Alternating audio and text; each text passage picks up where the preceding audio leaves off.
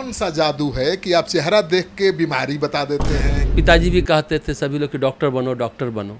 तो ज्योतिषी के जो गुरु थे उन्होंने हमको कहा कि ये तो सिर्फ शरीर की चिकित्सा नहीं, समग्र चिकित्सा करेंगे। तो एक इंटरेस्ट था कि हाँ, लोगों को बिना परेशानी के, बिना जांच कराए कुछ हो और उसमें समाधान मिले। डॉक्टर वर्तमान का इलाज करता है, ज्योतिष भविष्य का इलाज करता है। ऐसी विद्या नहीं है जिसको आप गुप्त कहें, ये कहें, ये सभी लोग सीख सकते हैं। सभी लोग साधना करें, जिस विषय में अभिरुचि है उसको अपने प्रतिभा से डेवलप करें। दैहिक दुख सिर्फ है तो दवा करेंगे आप, ठीक हो जाएंगे। लेकिन दैविक दुख है तो मंत्र पूजा पाठ होगा तो दवा फायदा करेगी। और थोड़ा चूँकि आयुर्वेद में बचपन से अभिरुचि रही तो उसको हमने सीखा, जड़ी बूटी का ज्ञान लिया, तो वो सब दवा बताते हैं। इस युग में, कलयुग में ऐसे ऐसे बाबा है जिससे मतलब कहते हैं ना, कभी कभी हम लोग को भी लोग आलोचना का हम लोग भी शिकार हो जाते हैं। लोग हम लोग के बारे में कुछ कुछ बोलते हैं। साइंस है, कोई भी साइंस 100% के नज़दीक नहीं है, लेकिन ये 100% के बहुत नज़दीक है अगर सही ढंग से इस दैवज्ञ ज्ञान को विकसित किया जाए। पनोरमा ग्रुप, जो सोचता है वो करता है, आपके अपने सपनों का आशियाना। तो मेरे साथ एक ऐसे गुरु हैं जिनको मैं कई बार दिखा चुका हूं, अध्यात्म गुरु, जो आपकी हर बीमारी को पकड़ लेंगे आपका चेहरा देखकर ही। आपके हर बीमारी, हर समस्या का निदान इनके पास है, चाहे वो दवाई से हो या पूजा पाठ से हो। तो फिर से एक बार आपकी मांग पर हम आए हैं गुरु जी के पास। गुरु जी, ये कौन सा जादू है कि आप चेहरा देख के बीमारी बता देते हैं? किसको डायबिटीज होने वाला है, किसका लीवर खराब है, क्या किडनी खराब होने वाली है, कैसे बताते हैं? वही बात है, ये साधनात्मक बल की बात है। अगर आपका इंटरेस्ट किस में है, किधर आप बढ़ना चाहते हैं। आप ज्योतिष विद्या में, ज्योतिर्विज्ञान में तो सभी क्षेत्र है। ये खगोलीय ऊर्जा का अध्ययन है। उस ऊर्जा में आपको अगर बीमारी के प्रति इंटरेस्ट है, बचपन से हम लोगों को पिताजी भी कहते थे सभी लोग कि डॉक्टर बनो डॉक्टर बनो। तो ज्योतिषी के जो गुरु थे उन्होंने हमको कहा कि ये तो सिर्फ शरीर की चिकित्सा नहीं, समग्र चिकित्सा करेगा। तो समग्र चिकित्सा में शरीर, मन, भावना सबकी चिकित्सा करेगा। तो एक इंटरेस्ट था कि हाँ, लोगों को बिना परेशानी के, बिना जांच कराए कुछ हो और उसमें समाधान मिले। गरीब लोग ज़्यादा मेरे पास आते हैं, उनके पास उतने धन नहीं होते हैं, तो उनको हल्का संकेत देते हैं, बताते हैं कि हमको लगता है ऐसा है। और यहाँ बैठ कर के पता नहीं जो बोलते हैं वो सचमुच जब वो जांच कराते हैं या कुछ दिन बाद वो घटित हो जाता है। मेडिसिन हम लोग देते हैं, करते हैं। और एक बात, डॉक्टर वर्तमान का इलाज करता है, ज्योतिष भविष्य का इलाज करता है कि जाड़ा आने वाला है, स्वेटर निकालो। हाँ, अभी जाड़ा नहीं लग रहा है, लेकिन जब जाड़ा आता है तो लगता है हाँ, उन्होंने तो कहा था कि ऐसी घटना घटने वाली है।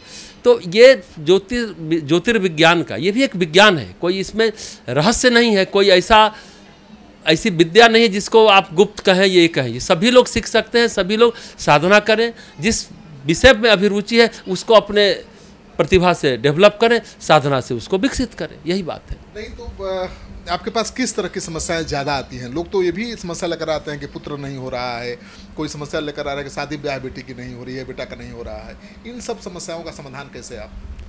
देखिए, जब जीवन है, सांसारिक जीवन है, जब ये देह मिला है तो देह की से जुड़ी हुई जितनी बातें होती हैं उससे संबंधित बातों को ही हम लोग करते हैं। वही समस्या है, वही पीड़ा निवारण करते हैं हम लोग। कुछ मानसिक पीड़ा है, कुछ शारीरिक समस्या है, कुछ किसी की आर्थिक समस्या है। जहाँ तक पुत्र की बात कही आपने, संतान की बात, बहुत लोगों को संतान नहीं होता है। लेकिन कोई दुख जो जीवन में आता है, एक दैहिक दुख होता है, एक दैविक दुख होता है, एक आध्यात्मिक दुख होता है।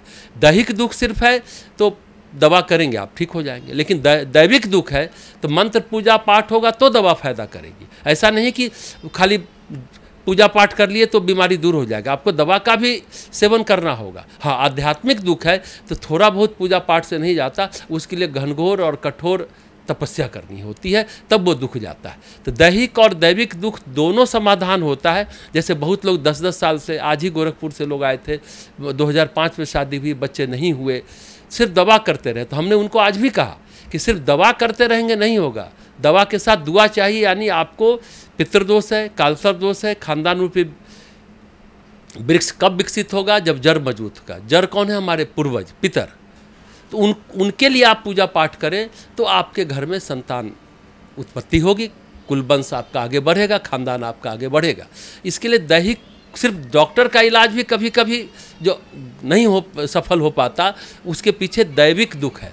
दैविक दुख पर भी ध्यान देना चाहिए, जो हम लोग का विषय है। और थोड़ा चूँकि आयुर्वेद में बचपन से अभिरुचि रही, तो उसको हमने सीखा, जड़ी बूटी का ज्ञान लिया, तो वो सब दवा बताते हैं और उस हिसाब से बहुत लोग जो, लेकिन प्रॉब्लम क्या है कि लोग बहुत लेट से आते हैं मेरे पास, तो धैर्य चूक जाता है। जो धैर्यपूर्वक इलाज करते हैं, श्रद्धापूर्वक पूजा पाठ करते हैं, दैहिक दुख के साथ दैविक दुख को दूर करते हैं, तो अवश्य उनको संतान हो जाता है। कई ऐसे बाबा भी हैं ना जो बीमारी ठीक कर देने के नाम पर केवल लूटपाट मचाते हैं। आप देख ही रहे हैं कितने कहाँ नए नए बाबा हैं। आज तो स्थिति बहुत कठिन है इस युग में, कलयुग में।